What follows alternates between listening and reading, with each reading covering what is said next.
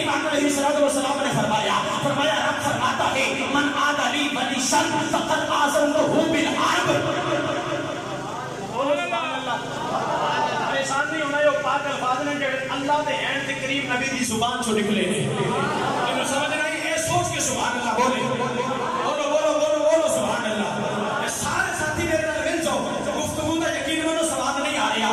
من عاد لی ولیشن فقد آذنتہ بالحرب وما تقرب الی عبدی بشیء احب الی مما افترضت علیہ وما یزال عبدی یتقرب الی بالنوافل حتی احبہ فاذا احببتہ كنت سمعه الذي يسمع به وبصره الذي يبصر به ويده التي يبطش بها ورجله التي يمشي بها.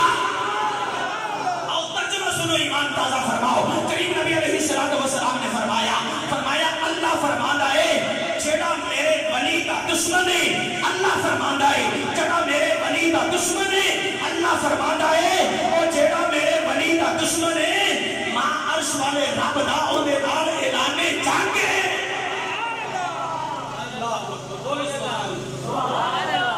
اللہ فرماندا ہے میرے ولی دا جڑا دشمن ہے ماں عرش والے رب دا او دے نال اعلان جنگ ہے.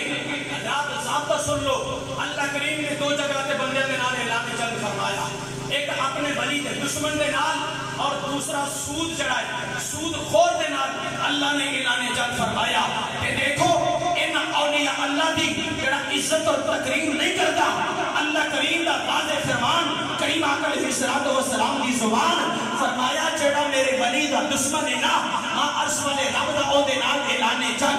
میں تخیل چ عرض کی تھی رب العالمین تو اعلان جنگ دا اعلان تے فرما دیتا، مولا اپنے ولی دے دشمن دے نال تو اعلان جنگ کیتا تے اعلان جنگ دا اعلان فرمایا. اپنے ولی دے دشمن دے نال جنگ کیویں فرمانا ہے؟ مولا کوئی تلوار تے نیزہ، کوئی بھالا، کوئی زیرہ، کوئی تیر، کوئی کمان، کوئی تلوار، کوئی بم، کوئی ٹینک، کوئی ریوالور. مولا اپنے ولی دے دشمن دے نال تو جنگ کیویں فرمانا ہے؟ فرمایا خبردار تینوں پتہ نہیں قل هو